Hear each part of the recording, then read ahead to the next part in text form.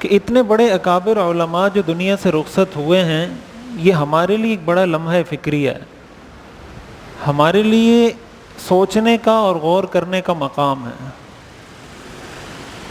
جب کسی چیز کی ناقدری ناشکری عام ہو جاتی ہے، اللہ کا طریقہ، اللہ کی سنت یہ ہے کہ اللہ وہ نعمت چھین لیتا ہے۔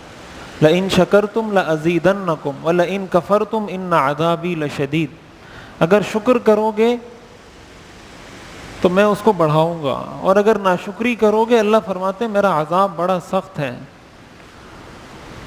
یہ بات میں مسلسل کہہ رہا ہوں، یہ بات بڑے عرصے سے کہہ رہا ہوں، اور میں نہیں کہہ رہا، قرآن اور حدیث کے ارشادات ہیں کہ امت کا جو وہ طبقہ ہے جن کے پاس دین کا علم ہے ان کی قدر کریں، ان کی اہمیت کو سمجھیں۔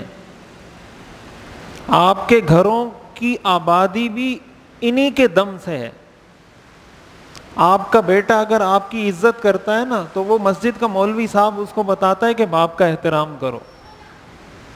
کسی ماں کا اگر بیٹا ادب کرتا ہے نا تو مسجد کا مولوی صاحب اس کو بتاتا ہے ماں کا ادب کرو، ماں کا احترام کرو، ورنہ جا کے اولڈ ہومز میں داخل کروا کے آ جائیں گے آپ کو۔ جس معاشرے سے علماء کا کردار ختم ہوا ہے، ان کے ماں باپ جب 60 سال کے ہوتے ہیں وہ جا کے اولڈ ہوم میں جمع کروا کے آ جاتے ہیں۔ سال میں ایک دن فادر ڈے مناتے ہیں، ایک دن مدر ڈے مناتے ہیں، جاتے ہیں پھول کا تحفہ لے کے جاتے ہیں، آج فادر ڈے ہے، آج مدر ڈے ہے۔ اگر ہمارے بچے ہمارے ساتھ یہ کرنا شروع کر دیں، اور یہ ہوگا، یہ جہالت، یہ گمراہی ایسے عام نہیں ہوگی، یہ تدریجاً گریجولی آہستہ آہستہ ہوگی۔ اس لیے اس چیز کی اہمیت کو سمجھنا چاہیے۔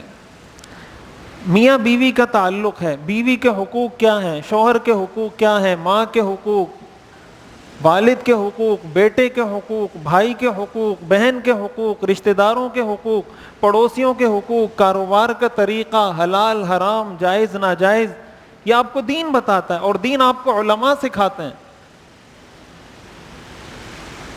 اگر ان سے تعلق معاشرے کا، چاہے وہ معاشرے کا نوجوان ہو، چاہے وہ معاشرے کا بوڑھا ہو، چاہے وہ معاشرے کا کوئی بھی فرد ہو، اگر اس کا تعلق کمزور ہوتا ہے، یہ اس معاشرے کے لیے نقصان دہ ہے۔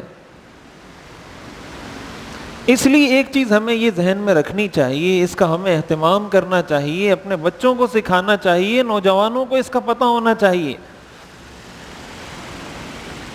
حدیث میں آتا ہے العلماء ورثۃ الانبیاء، علماء انبیاء کے وارث ہیں۔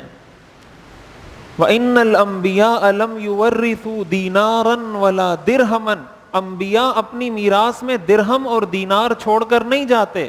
وَإِنَّمَا وَرَّثُوا الْعِلْمَ، انبیاء اپنی میراث میں علم چھوڑ کر جاتے ہیں۔ فَمَنْ أَخَذَهُ أَخَذَ بِحَظٍ وَافِرٍ، جس نے اس علم کو حاصل کیا وہی خوش قسمت ہے۔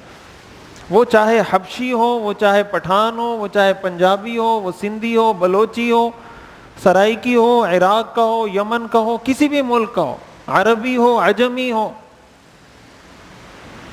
اس سے کوئی تعلق نہیں ہے۔ یہ جو کمال ہے، یہ جو فضیلت ہے، یہ جس کو حاصل ہو جائے، کچھ ذمہ داریاں ظاہر ہے کہ علماء کی ہوتی ہیں، کچھ ذمہ داریاں عوام کی ہوتی ہیں، اور سب سے بڑی ذمہ داری بسا اوقات یہ سمجھا جاتا ہے کہ میں اگر مثال کے طور پہ بیان کر رہا ہوں نا کہ علماء کی قدر کریں، تو لوگ یہ سمجھتے ہیں کہ شاید مولوی صاحب یہ سوچ رہا ہوگا کہ یار لوگ آ کے میرا ہاتھ چومیں، کوئی میرا ماتھا چومے، کوئی مجھے کہے یار مولوی صاحب، یہ ہرگز مقصد نہیں ہے۔ اپنا ہاتھ آپ سے چموانا یا اپنا ماتھے کا بوسہ دلوانا یہ مقصد نہیں ہے، اور ان چیزوں کو میں پسند بھی نہیں کرتا، میرا مزاج بھی نہیں ہے، اور اتنا میرے پاس ٹائم بھی نہیں ہے، دنیا میں میرے پاس اور بہت سارے کام ہیں کرنے کو۔ مقصد معاشرے کی اصلاح ہے، معاشرے کو جو صحیح میسج ہے وہ دینا ہے۔ بھائی ایک استاد اگر اپنے شاگرد کو یہ کہتا ہے بھائی استادوں کا ادب کریں، استاد اگر اپنے شاگردوں کو یہ کہتا ہے کہ شاگردوں کا ادب کریں، اس کا یہ مطلب نہیں ہوتا کہ میری بحیثیت ایک انسان کے میری عزت کریں، مقصد یہ ہوتا ہے کہ میں تمہارا ٹیچر ہوں تو میری عزت کرو. تمہاری کامیابی اس میں ہے کہ تم اپنے استاد کی، اپنے ٹیچر کی عزت کرو گے. لیکن اگر یہ بات استاد نہیں بتائے گا تو اس شاگرد کو، اسٹوڈنٹ کو یہ بات کون بتائے گا؟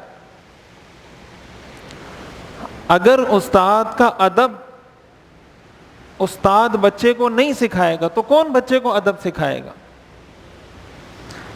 اس نقطہ نظر سے، اس زاویہ نظر سے اس چیز کو دیکھنا اور سمجھنا چاہیے.